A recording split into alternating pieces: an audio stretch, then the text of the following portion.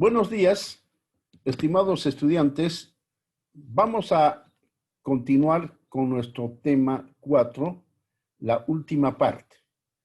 Y nos quedamos la última parte en correlación de areniscas mediante la presión. Mediante la presión también se puede correlacionar teniendo en cuenta lo siguiente. Aquí está la profundidad y aquí está la presión.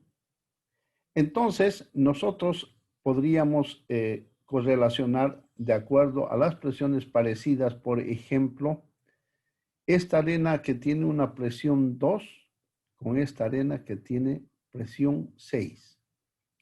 Otra correlación podría ser esta arena de presión 1 con la de presión 5 y con la de presión 9. Finalmente, esta arena de presión 4 podríamos correlacionar con la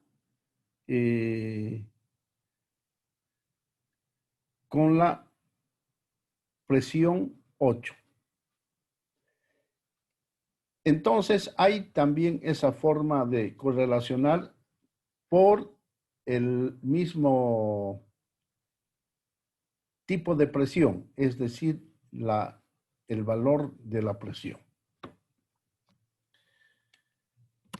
Y con eso pasamos a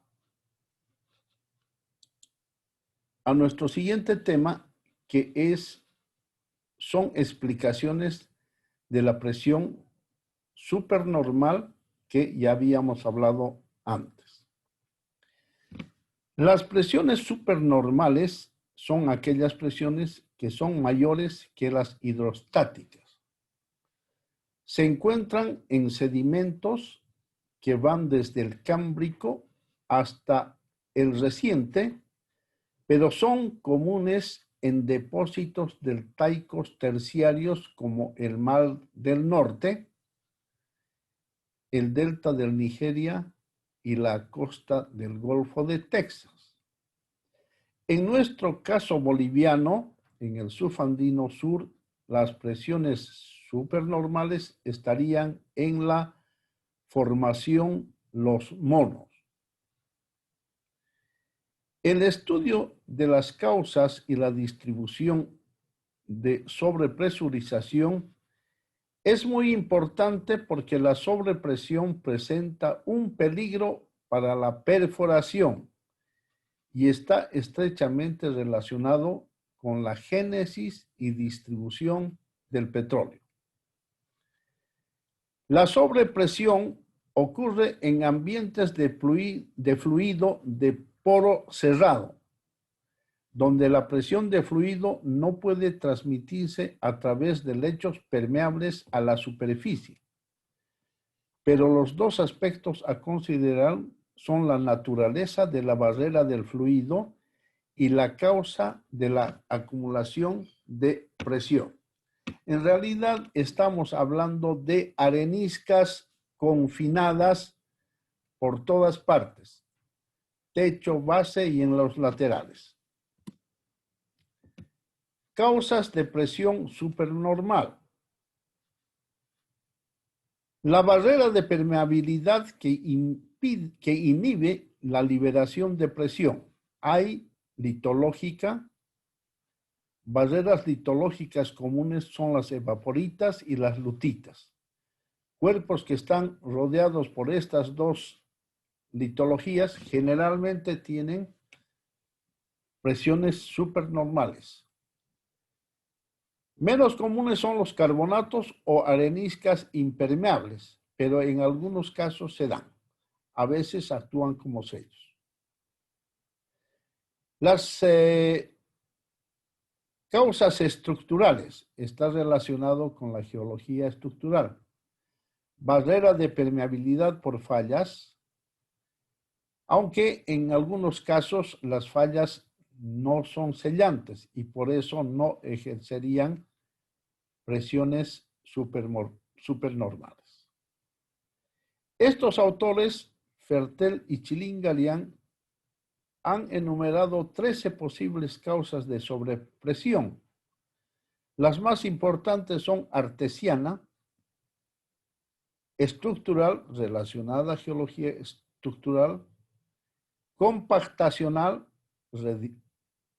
relacionado con la sedimentación, la sobrecarga, y la diagenética. A ver, vamos a ver cómo es eso. El concepto de superficie potenciométrica y la presión artesiana hemos tratado ya en uno de estos gráficos. Aquí está. Cuando hemos hablado de contactos inclinados, hemos hablado de esta superficie potenciométrica que ayuda a la presión del yacimiento. Y aquí también en la parte de pozos artesianos, hemos dicho que cuando la erosión está menos que la superficie potenciométrica, el agua sale por la presión ejercida por la inmersión de agua meteórica. A eso se refiere.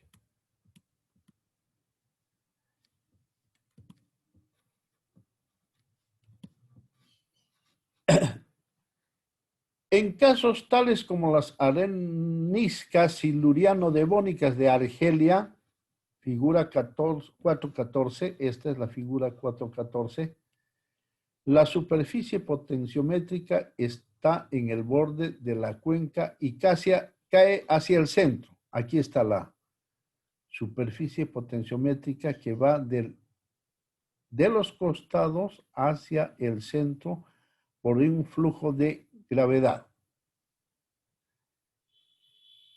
Sin embargo, la superficie se eleva por lo que se producen altas presiones donde las areniscas se sellan debajo de la disconformidad. Vamos a ver cómo es eso.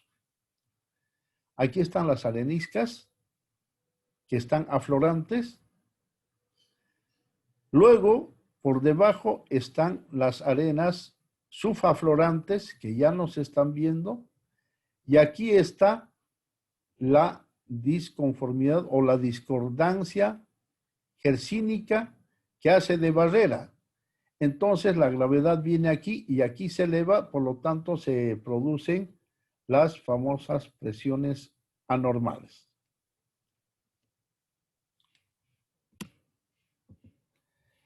La deformación estructural puede causar sobrepresurización de varias maneras.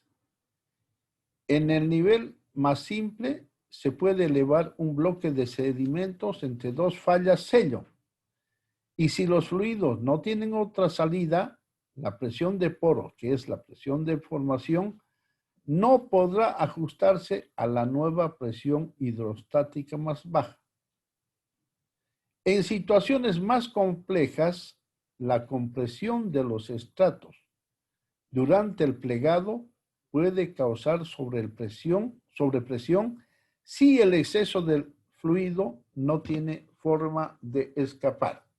Entonces se comprime la arena y si hay por arriba o por abajo rocas sellantes, ya la arena no podrá escapar porque ya está metido en una bóveda que se llama anticlinal. Esta situación es más probable que suceda cuando los estratos permeables están intercalados con evaporitas como en Irán. Las evaporitas pueden estar involucradas en una compresión intensa, deformarse plásticamente y evitar que el exceso de fluido se desangre por fracturas o fallas. Desangre quiere decir se escurra.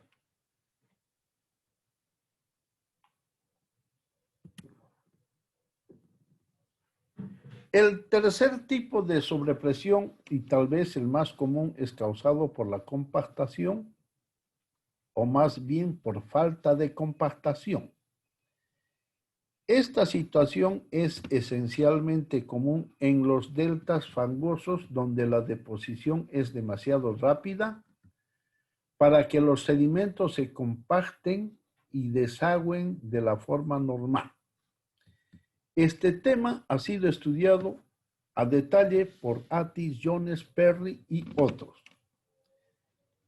Ahora, estoy leyendo, voy a explicar en un siguiente gráfico. En un delta, las arenas y arcillas son comúnmente intercaladas. Las arenas son permeables y se comunican con la superficie. A medida que los sedimentos del delta están enterrados, las arcillas se compactan, pierden porosidad y aumentan densidad. El exceso de fluidos de poro se mueve hacia la arena y escapa a la superficie. Esta situación es aquí. Este es el frente del taikul. Estos son los lóbulos del taikos. Y luego hay una intercalación de arcillas y algunas arenas van siendo aisladas por estas arcillas. Luego esto es soterrado por lutitas y se compacta. Al compactarse, los fluidos que están en estos deltas se van a salir hacia superficie. Pero en cambio aquí no van a poder salir porque aquí hay arcillas, hay un tope de sobrepresión y de aquí difícilmente van a escapar el fluido porque ya están confinadas entre arcillas, por lo tanto aquí va a haber sobrepresión con un tope de sobrepresión. En un delta la sobrepresurización ocurre bajo la zona divisoria donde no hay estratos de arena más grandes que permitan conducir y permitir que el lodo se escurra. De esto está hablando.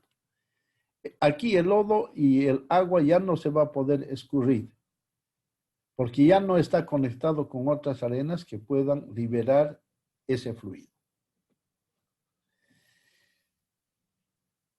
Aquí hay dos figuras donde se explica también la sobrepresión.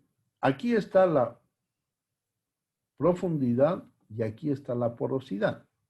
Hemos dicho que la porosidad va disminuyendo conforme se va profundizando. Entonces, de aquí hacia la derecha crece la porosidad. Y en cambio, esta porosidad conforme se va sometiendo al soterramiento, la porosidad tendría que disminuir aquí. Pero llega un momento en que no ha podido ser compactada normalmente y entonces aquí un poco se dispara la presión. Entonces aquí es donde ocurre la sobrepresión, porque ha faltado que las lutitas, que la sobrecarga compacten normalmente para que esta porosidad caiga así. Sin embargo, crece la porosidad aquí y en este caso ya hay sobrepresión. Aquí, la presión va a crecer en este sentido. Entonces, este gráfico es correspondiente a este. La presión va a crecer normalmente conforme a la profundidad. Y si todo fuese normal, la presión seguiría como esta línea que representa la presión hidrostática. Ingeniero, Sí. el puntero no se ve bien, ingeniero. Ya.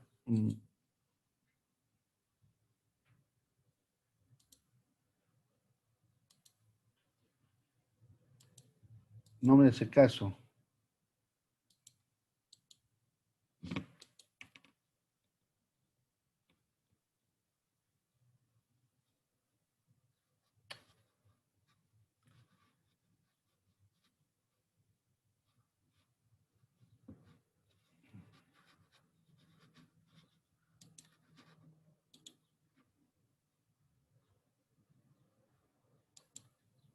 Ya. Este gráfico es correspondiente con esto. Si nosotros vamos perforando la presión hidrostática, si todo es normal, va a seguir hacia allá y va a indicar esta línea segmentada correspondiente a una presión, a una porosidad cerrada hacia la profundidad. Pero, ¿por qué aquí empieza a haber sobrepresión? Porque aquí la porosidad se ha desnivelado porque hay un tope de falta de compactación y en ese caso la sobrepresión crece como están viendo. En este sector es donde existe la presión supernormal por falta de compactación. ¿Se entiende?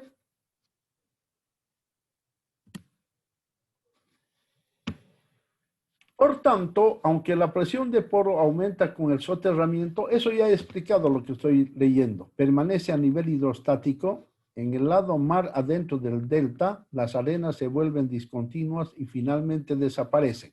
Esto es el gráfico del delta que ya he explicado. A medida que el delta se prograda hacia adelante de la cuenca, los sedimentos del delta se superponen a los fangos prodelta. La presión de sobrecarga aumenta en los lodos prodelta, pero al carecer de conductos permeables no pueden desaguarse. Por lo tanto, hay presión supernormal. La porosidad permanece alta y la presión de poro excede la hidrostática. Este tipo de sobrepresión tiene varias implicaciones importantes para la geología del petróleo. En primer lugar, las lutitas sobrepresurizadas son un peligro de perforación. Los métodos para predecir la sobrepresión antes de la broca se discutieron en el capítulo 3. Y aquí está eso que se discutieron. Aquí están las lutitas que van a ir. Esto es antes de la perforación mediante líneas sísmicas. Las lutitas, el gradiente de sobrecarga, va a ir normalmente hasta que se va a producir las velocidades en pies por segundos, van a caer y eso nos está indicando que en esta zona va a existir una sobrepresión antes de perforar. Durante la perforación, lo de las lutitas, aquí está. Las lutitas tienen que crecer en densidad poco a poco, hasta el final de la perforación, siempre y cuando no haya una sobrepresión donde la densidad de las lutitas caen hasta 2.2, 2.25, estaban ya en 2.60 y caen a 2.25, eso nos está indicando junto a esto que en esta zona hay presión supernormal.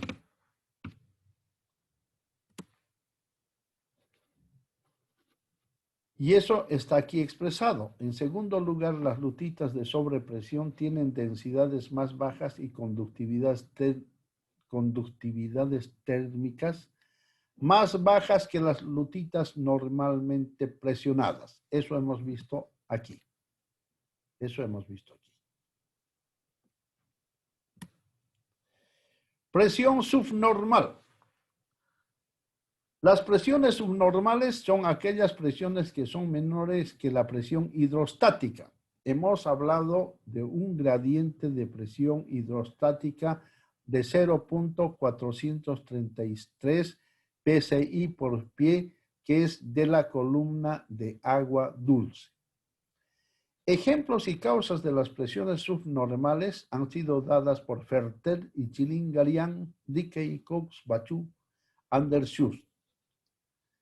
Las presiones subnormales solo ocurrirán en un reservorio que esté separado de la circulación de agua subterránea por una barrera de permeabilidad. Ahorita vamos a mostrar el gráfico. Si esto no fuera así, el reservorio se llenaría de agua y subiría a presión hidrostática. Aquí está. Fíjense el 1. Este 1 no va a tener presión subnormal. ¿Por qué? Porque este yacimiento está conectado con superficie Y el agua meteórica constantemente va a estar soportando la presión del yacimiento.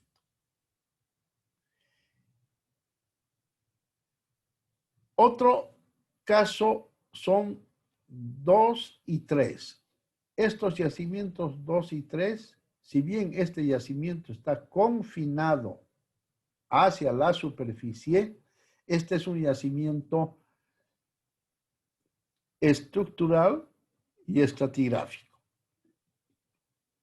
Esto puede tener presiones normales o presiones sobrepresurizadas. Porque este yacimiento está conectado con el agua subterránea, con un acuífero subterráneo. Si el acuífero subterráneo es gigante, es grande, entonces esto puede tener presiones supernormales, porque hay una fuerza que va a alimentar esto. Pero si el acuífero no es grande, entonces podrá tener presiones normales. Y por último, la trampa 4, esta sí puede tener presión supernormal o presión subnormal o normal, de acuerdo a cómo se ha entrampado en el momento de la trampa. Si tenía bastante fluido y agua, en un comienzo será supernormal. Pero cuando se empiece a explotar, necesariamente va a caer la presión y como no está conectado con ningún acuífero, va a haber una presión subnormal. Esos casos se dan cuando un yacimiento está totalmente separado y no hay conexión con otras arenas o algo así. Causas de la presión subnormal. Aumento en el volumen de poro. Puede ser por descompresión o por fracturamiento. Disminución de la temperatura del yacimiento. La producción de petróleo de un depósito sellado, como es el caso último que les hemos mostrado. Por último, aquí hay un ejemplo. Esto se produce en una zona de antepaís. Ustedes ya saben que después de un frente cordillerano está el antepaís. En Bolivia, el ejemplo más cercano de antepaís en la zona de Santa Cruz estaría por Yapacaní, por Entre Ríos, por ahí. Entonces, fíjense, zona somera, donde el fluido es conducido a través de la cuenca desde la cabeza hidrodinámica generada por la serranía. El petróleo aquí puede ser entrampado en trampas hidrostáticas o hidrodinámicas, aquí en estos anticlinalitos. En la zona 2, que es una arena que está conectada con superficie, zona de potenciales acuíferos que pueden separar someros desde regímenes hidrogeológicos profundos. 3, zona profunda donde el agua fluye desde el borde de la cuenca que está conectada con superficie, con la meteórica, hacia el frente de la montaña. Eso va a venir hasta aquí, que esto es el frente de la montaña o de la serranía.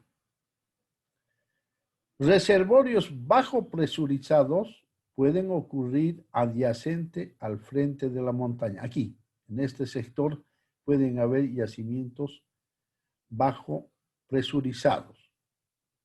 Debido al levantamiento isostático, erosión y espacio poral retrabajado.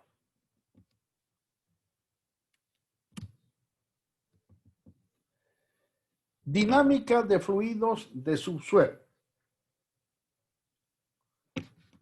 La relación de presión y temperatura está gobernada por la ley de Boyle y Charles. Ustedes lo han visto en química, en física también.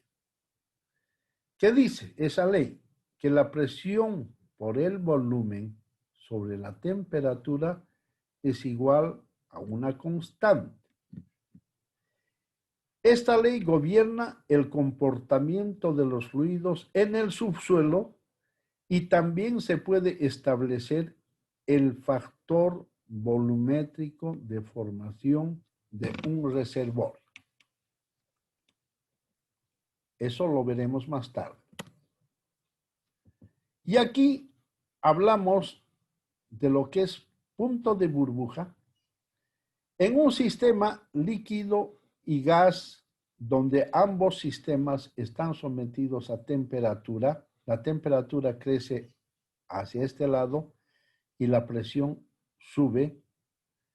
Entonces, el punto de burbuja ocurre en un líquido, en este líquido, a presión constante. La presión va a subir constantemente, donde hay una temperatura particular en la cual una burbuja de gas se desprenderá del líquido. Cuando el líquido bote la primera burbuja de gas, eso se llama punto de burbuja y eso lo va a hacer a una temperatura determinada. En cambio, el punto de rocío ocurre cuando el gas a una temperatura uniforme, hay una presión particular en la cual el gas se condensa y se desprende la primera gota del líquido cuando la presión se incrementa. En ese momento se llama punto de rocío, cuando el gas va a iniciar a convertirse en líquido, se va a condensar. Eso anótenlo bien porque eso van a necesitar harto en reservorios. Entonces, aquí nosotros tenemos la presión y la temperatura, pero ya no para una... ya aquí es una línea de punto de burbuja. Aquí tenemos el líquido y aquí tenemos el gas. Aquí está, dice vapor. Entonces, después del punto crítico, en el punto crítico coexisten el líquido y el vapor. Esta línea se llama línea de punto de rocío. Dew point es línea de punto de rocío y esto es la línea de punto de burbuja. Por debajo de esto va a coexistir líquido y vapor. Se sale de aquí, va a ser líquido. Se sale de aquí, va a ser gas. Y eso está gobernado por la presión y la temperatura.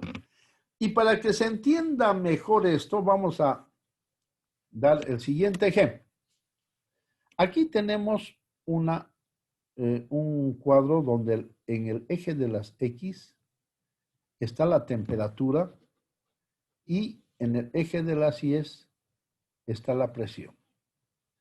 Entonces, cuando hay, fíjense aquí, poquita temperatura y la poquita temperatura va a seguir siendo poca temperatura y en cambio la presión va a ir creciendo, alta presión y relativamente poca temperatura va a producir gas seco. Si incrementa la temperatura más y la presión disminuye un poco, entonces se va a producir condensado. Si la temperatura aumenta mucho más y la presión disminuye un poco más, se va a producir petróleo liviano. Si la temperatura es mucho más alta y la presión es mucho más baja, se va a producir petróleo negro. Es así como funciona esto. Y con esto hemos terminado el tema 4